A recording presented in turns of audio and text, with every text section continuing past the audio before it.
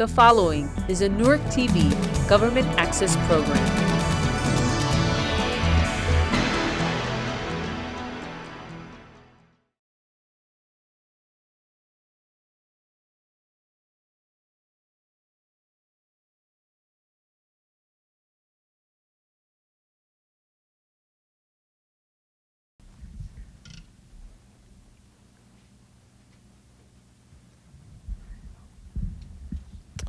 Good morning.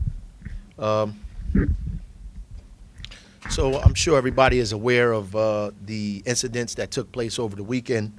I just want to start by saying the police department has been doing a great job from July 1st to November the 30th. This date, the robberies are down 17%, homicides down 30%, auto theft 20%, carjackings are down 51%. Robbery is down 17%, and burglary is down 6%. But if you were one of the 84 victims of the violence that took place, and these numbers includes the weekend, the reduction in homicides doesn't matter to you. If you are a family member of one of the victims who were killed because of the violence that's been taking place in the city, the reduction in homicides doesn't matter to you either. We have not spent a lot of time talking about the reductions because, you know, to me, one is too many. When we get to zero, then we can start bragging about we did a great job. But this weekend, there was a spike in violence where we had at least 11 shootings where 3 people were fatally injured.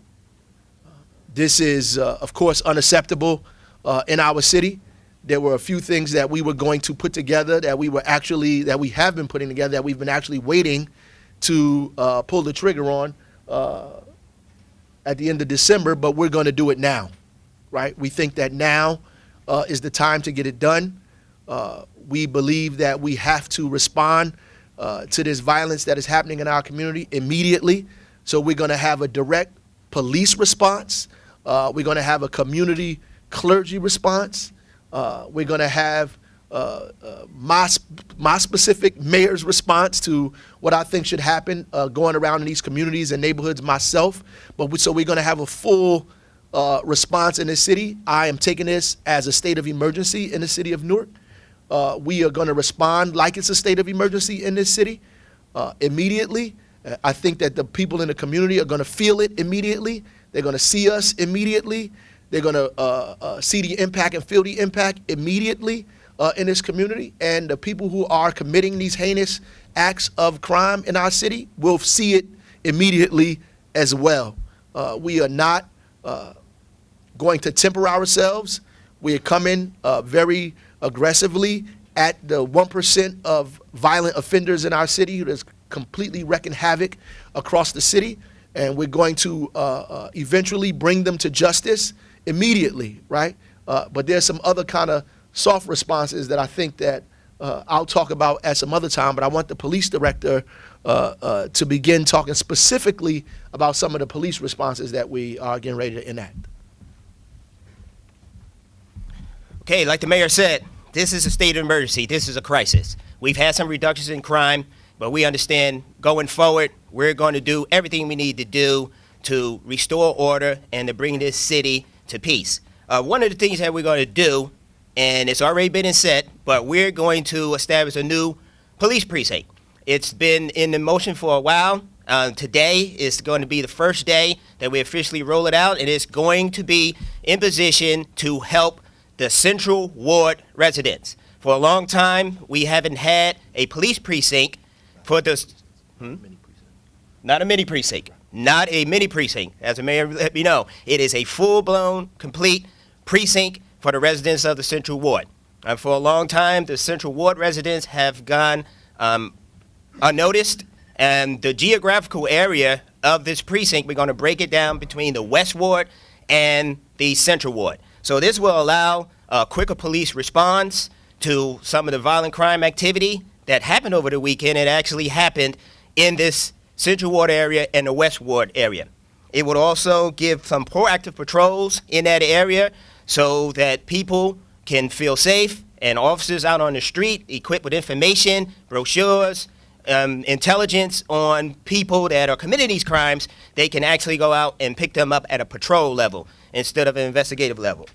And it makes use of the new facility. The new facility, one of the areas is going to be on 16th Avenue. That is an area that was originally built some years ago for a new West Rawdon Patrol Precinct. We're going to use that for its useful purposes. We're taking administrative cops out of there. We're assigning police personnel there. There'll be 72 police officers working there to assist those officers in the Central and West Ward. Another thing we're going to roll out immediately is a real-time crime center. Real-time crime centers give you a lot of intelligence. It's a joint operation between different levels of law enforcement agencies, the state police, prosecutor's office, many law enforcement agencies. We talked about Patterson and Jersey City. All of those people will be working in our real-time crime center to give officers the ability at the street level, the intelligence and information that they need to solve a lot of our crimes. Oftentimes, the first 2 hours of any incident, especially a violent incident, officers need that information. So these people will work for us on a 24-hour basis, 7 days a week, to get us the information that we need to solve a lot of these crimes, to identify the actors and apprehend them within the first 2 hours. Another thing we're doing is our narcotics investigations. We're working with the prosecutor's office in many of the hotspot areas that we've received violent crime or experienced violent crime. It was a result of narcotics or gang activity. We know that we've had some internal strife with particular gang groups. So a lot of these gang groups also sell narcotics. So we've had a confirmation with the prosecutor's office that we're going to pick the top 5, and both of those, and many of those are in the Central Ward and the West Ward. We're going to be working on those to identify, go out, apprehend, to do investigations on our narcotic dealers. And we're going to increase patrols, whether it be on overtime, it be taking a lot of police officers from administrative positions on the day and afternoon tours. We're going to get as many people out on the street for the next month or the holiday season to have some proactive patrols and bring safety to our neighborhoods. We're going to use all available resources, even our emergency response team, who normally go on barricaded persons. We call them on extreme emergencies. But guess what? This is extreme emergencies. So we're going to be using them in a patrol perspective to patrol some of our areas experiencing many of these homicides. And we're going to put officers on schedule to work overtime. Officers' tours will be extended from 10 hours to 12 hours for the rest of the year to help us increase the level of officers that we have out on the street to protect us. That's it. I just want to hammer a few things that you said. I mean, it's unfortunate. Let's not lose sight of the fact, people. Really good things are happening. Yes, we have had a spike this weekend, but big picture, you look at bellwether crimes, you look at street robberies, over 20%, over a fifth are down. You look at our homicides, you look at our burglaries. So I just want to put everything in perspective today. As far as what we're doing, this first precinct, to hammer that down too, this is a full-fledged, fully operational precinct with every service that you would expect at any other precinct in the city. It was based upon workload analysis. It was based upon providing the best possible service to people that live in that particular part of the city. They have a precinct they could walk through. They have a precinct they could walk to and see where their commander is. They could receive the service that they should receive, and they will get to know each and every police officer. So we're committed to this, and I believe we'll have better news to provide in a relatively short amount of time.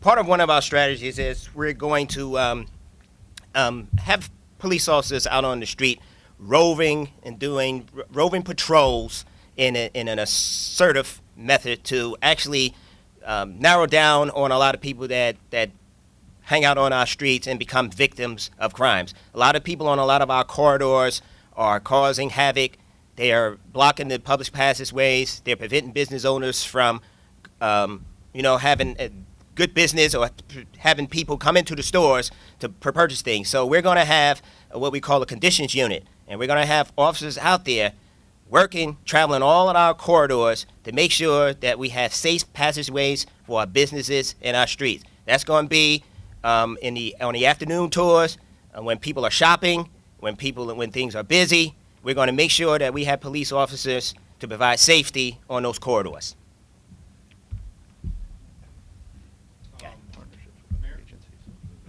Yes. Could I ask, just following up on what the director just said a minute ago, these conditions units, how will they be using? Like a stop and frisk type of strategy, or how do you? As I understand it, you're going to be dealing with people who are loitering in front of a business, whatever, or a strip row of businesses or whatever. How will you address those people? How will those units address those people? So first of all, during the summer, we engaged the community this way over the summer. So this is something that we have to continue to do throughout the year and not just the summertime. We witnessed a lot of reduction in the summertime, which is comparable to other summers. We had a reduction this summer. We need to extend it beyond the summer, and it's not stop and frisk. We're going to be targeting specific areas and specific individuals who are out that we know are doing things that they have no business doing. The police department knows who these individuals are. It's not necessary for us to throw out a blanket and just grab everybody off the street. We know who we're targeting. We know who's doing the crimes in our community, and those are the people that we're going after. Mr. Mayor, this weekend, what happened on Thanksgiving weekend? Were the gang involved in these activities, narcotics involved in any way with any of these incidents that happened over the weekend? I know you're focusing a lot of attention on that, but these incidents this weekend, were any of those issues involved in what happened? Those incidents are under investigation. But like I typically said, the most of our violent crimes happen as a result of either gang or narcotic activity. They're happening in areas where narcotics are sold, and they're happening in areas where there have been gang members identified. But for us to specifically say that it was gang motivated or narcotic motivated, we're not prepared to answer that right now. It's still under investigation. Hey, can I just add something? But here's how you can help us out, Tone. One of the things last night, we received a tip through Crime Stoppers. So whatever you or anyone else in this room can do to actually get people to take part in our Crime Stoppers, to make some money and provide us with information, that's how we're going to break these jobs. That's how we're going to make the place a better place. Do you have any money related to the reward for? Up to $1,000 if it proves fruitful, totally anonymous, guns or crimes. Is that also working, is there additional money from the Essex County Prosecutor's Office? The press releases were saying up to $10,000 for that. That's for particular crimes. Yes. For those are for specific kind of crimes, and the sheriff's department is helping with that.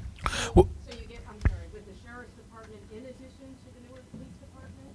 For specific crimes, yes. Can you get a little more specific on the weekend? Any indication if they're related in any way? Drug crime, that's it. We have, first of all, those incidents are still under investigation. So for us to say anything publicly would be premature at this point. We do have some information, and the police are going to respond to that in the prosecutor's office as well. You can understand why we would ask that, because the average resident would be concerned that these are random shootings happening Right. over the weekend. So, well, we know that but to me, the city is, no one is running around shooting people aimlessly. That's not happening in the city. I know that we like to portray it that way, but that's not what's going on. Like, people aren't just running out in the street with shotguns shooting people, arbitrarily. That's not what's happening. These have been targeted hits or based on arguments between individuals that took place in the city.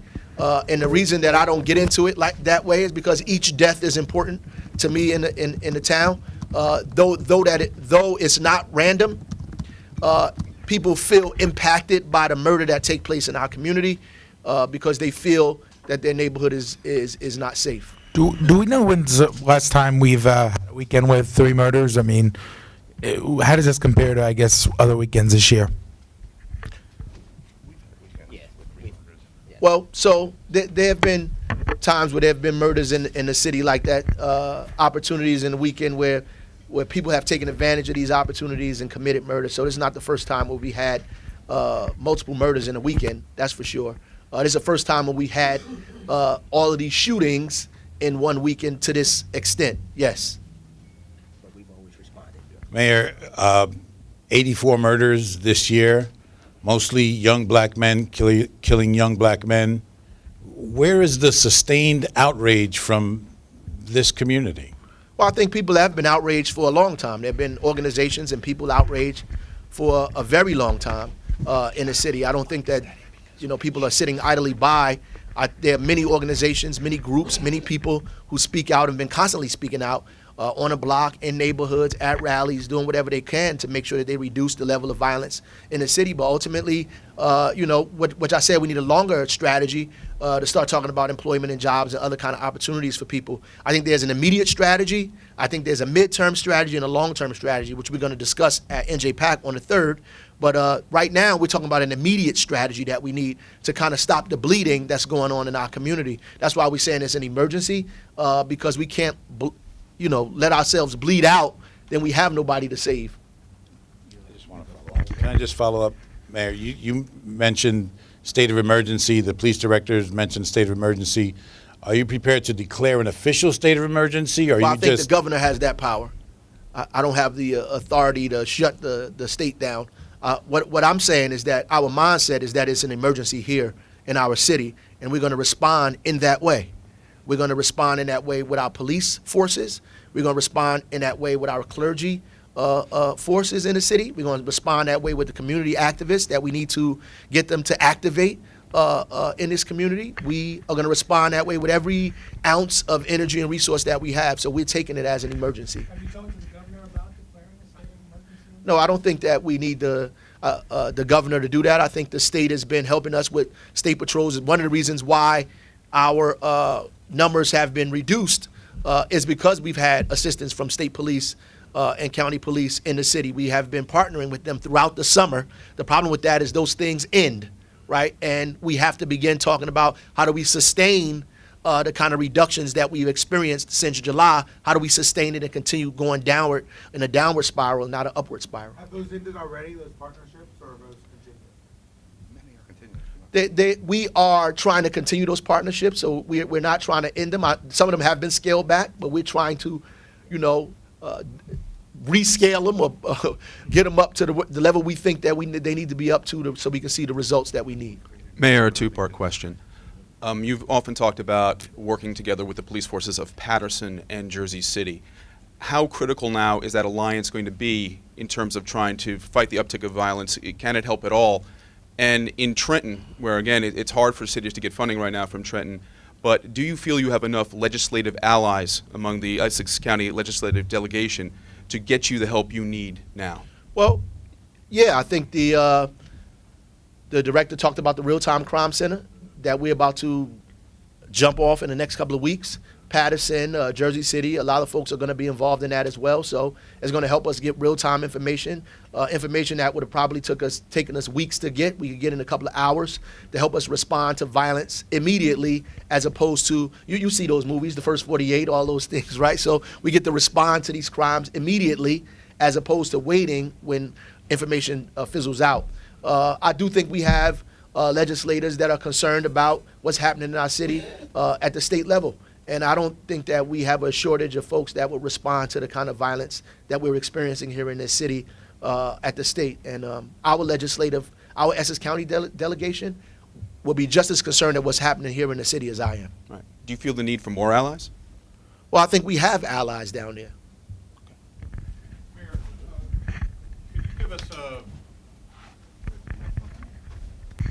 could you give us a status update on your budget to increase the overtime for these officers from 10 to 12-hour shifts, and whether or not you're in a position to hire more officers to return to the days of maybe a decade ago, or I don't know the exact years. The money that we're talking about is already budgeted money. So we don't have to go above and beyond anything. We're just going to have to spend our resources in that area. We We've already brought on about 35 new officers. We have a plan to bring on a little over 60 the upcoming year. Of course, we have to get waiver approvals from the state in order to do this. Hopefully, they'll see it in their wisdom to make sure that we are able to hire the police officers that we need in the city of Newark. We have a hiring plan, a strategy for the next 3 or 4 years, and we're going to be bringing on police officers every year if the state, allows us to do that. Mayor, the crime has been an issue in this city for decades. And what is being done, though, in the long term? I mean, Right. Unemployment is a huge issue here. What is your administration doing to try to find jobs, bring in businesses, and help young people, especially, find educational opportunities to address this? Well, we've been actually working harder probably around those issues than anything, right? So we have already, when I walked into office, we brought in a deputy mayor for full employment. We pulled together all of our resources around that area. We've gotten hundreds of people jobs in the first 100 days. We still working to hire more people. We're focusing on training, working with Rutgers University, City of Learning, working with Newark Public Schools, working with the Workforce Investment Board, working with employers themselves to get them to hire Newarkers. We did that with ShopRite. We did it with with Sonic. We did it with every business that's coming up in the city. We're getting them to engage Newarkers. We're training Newarkers, getting them ready for those jobs that are becoming available. We're doing that right away and immediately. This summer, we're planning on hiring more kids in the summer than has been hired in the last 5 or 10 years. We're working on a strategy now to make sure that we're hiring more kids this summer. We've already got a commitment for 200 more kids. We want to get up to maybe 1,000 more kids than we normally have, but we think that that's a priority in our administration, and we're going to do that, right? So we're going to work hard around training, around employment, around entrepreneurship at the same time, and small business development. And we've been working with our partners to make sure that that happens. Mayor, can you give us an update as to the status of the consent decree discussions? And is there a timeline, and do you think that will be an asset to crime fighting when it comes We just had a out? discussion this morning about the consent decree. We have not received a final copy back from the DOJ yet. We have been talking to them specifically about the monitor itself. We're about to send out an RFQ, request for qualifications around a monitor. So reasonably soon, we'll have a monitor in place over the police department, which probably be at least 5 years of a monitor in the city. And I think it would help, given the response that the police is going to have in the city, because the police are going to respond, and they should. Given the question that was raised earlier about stop and frisk and the issues around Ferguson, I think that the consent decree right now is very important to us. Review board, all those things are very important to us. But we're going to make sure that our police respond without violating people's constitutional rights, but they are going to respond. What's the status on the body? What's the status of the body cameras for officers in Newark? Is that still moving forward? Yes, it is. We are trying to coordinate with Jersey City and Patterson so we can get a bid out together. We're going to purchase these cameras collectively so we can get a cheaper price or more. Instead of doing tests, we were going to do maybe 100. They were going to do 100. We're going to go out for the whole thing and try to outfit as many officers as we can. Any idea how many that would be? Any idea how many that would be? I'm not sure what their numbers are in Jersey City and Patterson. I would imagine it would be maybe a couple thousand.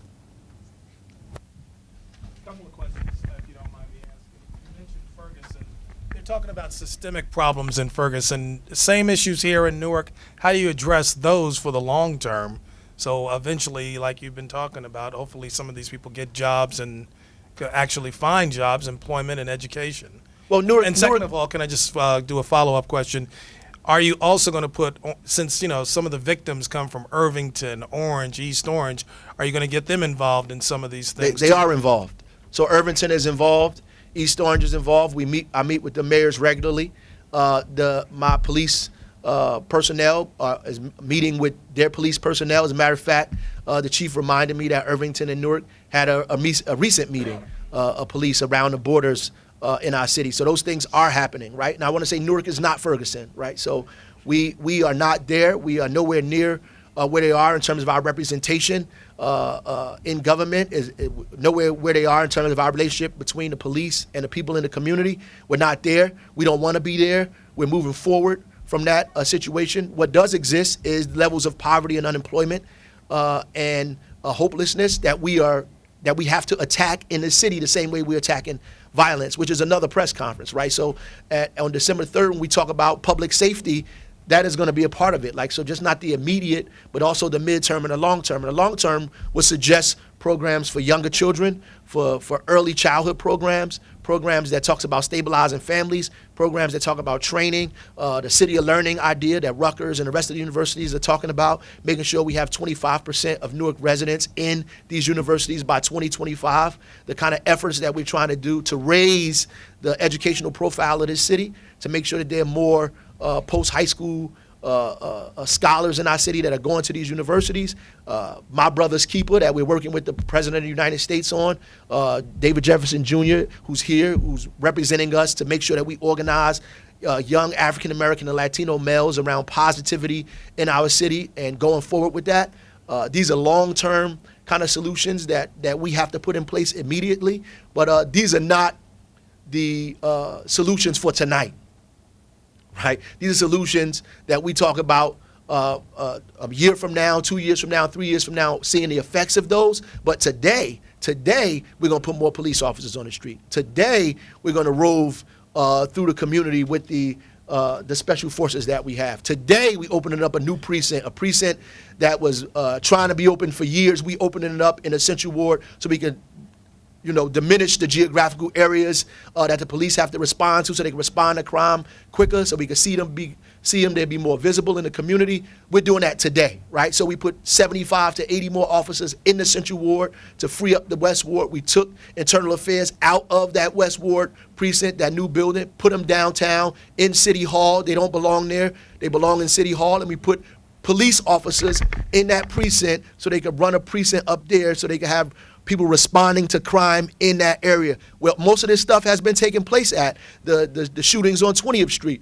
The officers from that precinct will be responding to that location. That is what we're doing immediately, right? So that does not going to take my brother's keeper. It's not going to take employment. What that takes is police work in these communities, and it's going to take us to respond to the kind of violence that's taking place in our city. And it's 1% of the people in this town that create that kind of violence. So I don't want people to believe that 90% of the kids are out in the street creating havoc and mayhem. 1%, in fact, less than 1% are creating this drama in our city, and we today are going to go after that 1%. So if you see us out in the street, and this is for all parents, all community folks, all clergy, everybody, when you see us out in the street, we're going after that 1%. When you see those cars lined up coming through your block, we going after that group. When you see the emergency response units with the automatic weapons in the street, they're going after that group. And we're going to make these people respond, come to justice for the crimes that they're committing in our community. Mayor, a couple of weeks ago, you talked about this targeted area, these 2 targeted areas that the police were going to concentrate more efforts and so on.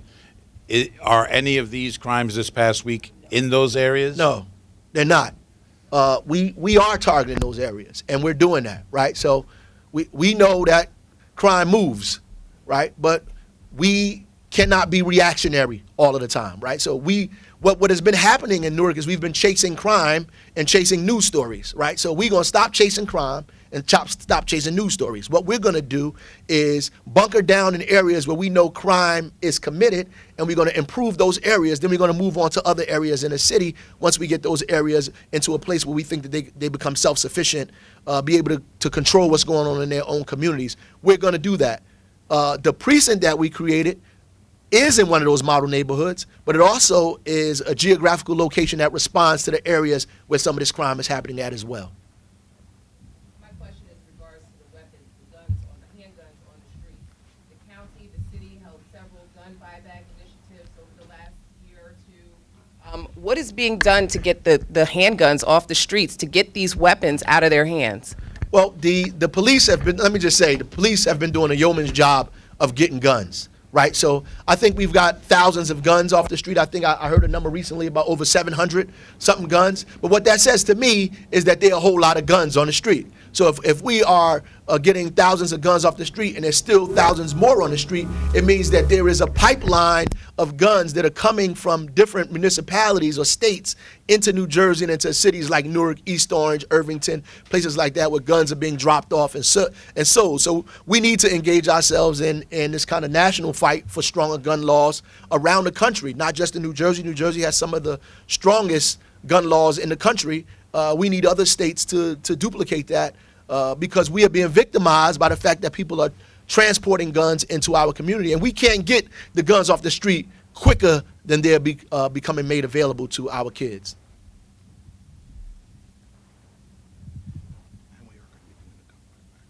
And we are doing a gun buyback program too, so we haven't left that out. So we're still going to do that. We're going to keep doing that. So I don't want you to think that we're not doing that. We are.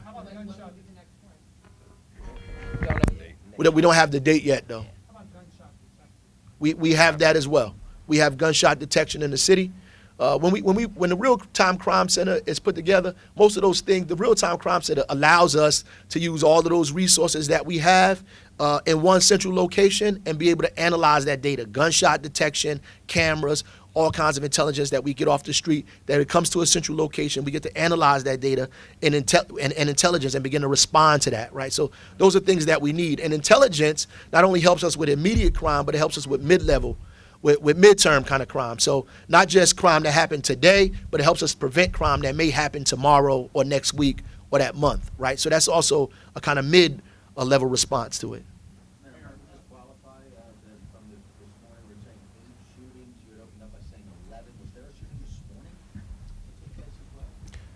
Yes. In the 3rd precinct down in on Hawkins Street. Yes. Hawkins Street. Any?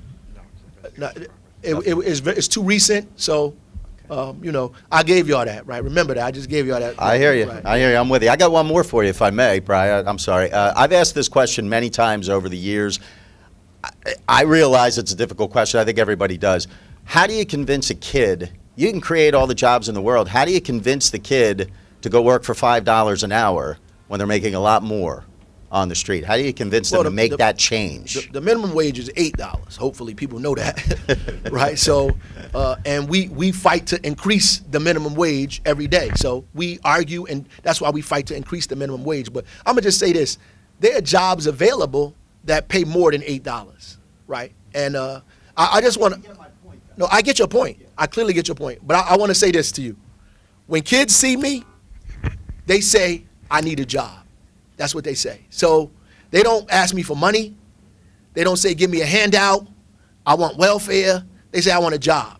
They never ask me for that. They don't come to City Hall in lines and say, Mayor, I need $50. They say, Mayor, I need a job, right? And most of the time people want jobs because they understand that it's safer to be employed than to be out on the street involved in nonsense that could possibly get themselves hurt or locked up for a long period of time. So there are some kids who may say, I don't want to work for $5, $6, $7 an hour, but the majority of kids, if you give them a steady paying job, they're gonna take that job and because they're asking for it. And I would be lying if I told you that these kids don't want to be employed.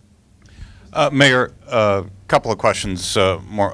First of all, is there a name for this precinct that's being carved out? First precinct is the first precinct. First, we have 2nd, 3rd, 4th, and 5th. The new precinct is the first precinct. You don't have a first precinct already? No, we have one now. Okay.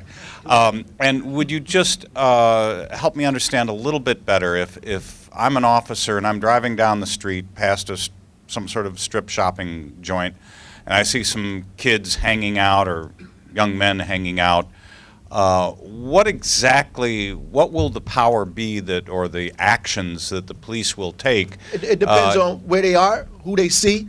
I mean, police officers have information before they go out at roll call. They have be on the lookout information. They have specific information. They just don't go out blind and arbitrary. They have information, specific information, who to look for, what corners are happening, intelligence information that they pass off from officer to officer so they're prepared when they go out in the street. They're not just going out there blind So they know what they're supposed to do when they get out there, where the action is taking place at, where violence has taken place, where drugs are being sold. They know this information, and they know the players. So if I roll up on a situation and see a couple of the players out there, I need to get out my car and engage them. It doesn't mean that I get out my car, put them in a headlock. It means I get out my car and engage them. I talk to them. I say, what are you doing here? What's going on? So forth and so on. I see somebody that's not supposed to be there. If I see something suspicious or illegal, then I take a police action, right? That's what has to happen everywhere. It happens anywhere else in America, and it should happen here in these cities, and we should learn how to do that without abusing people's rights. How about this, though, Mr. Mayor? So many of these crimes, though, really still with jealous rage, emotion. It was a bar fight. You got to imagine the victim's a female.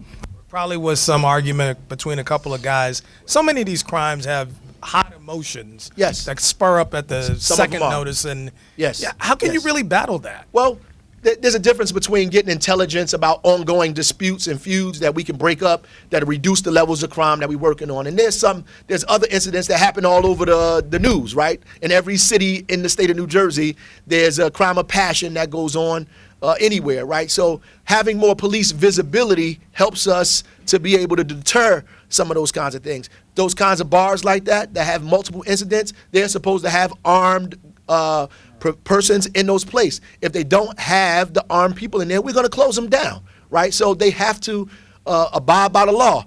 If they have multiple incidents, then they have to hire a special police officer, a private police officer, whatever they need to do, they need to have somebody there. If they don't have that, we're going to make sure that they do have it, and we're going to make sure that they're following the letters of the law or the municipal ordinances in this town. And frankly, there are many people who may not do that and have not been doing that, and we're going to make sure that they are. Was this bar one of those places that didn't have those things? I mean, Well, I'm not completely sure. I just know that the bar has had multiple incidents in the past. If they didn't, we're going to make sure that they do, right? And if they don't, then they have to close at a specific time, right? So then they have to abide by the law, which tells them that they have to close at 10 if they don't have the provisions to keep the bar open after those hours. Right, and we're going to do that for most of these establishments in the city that have multiple incidents in them. If there are no further questions, this will conclude our press conference at this time. You can see me. I'll give you a media advisory that'll have the proper names and spellings and also the address of the new precinct. Thank Councilman McCullum and Councilman Osborne for coming out to the press conference as well.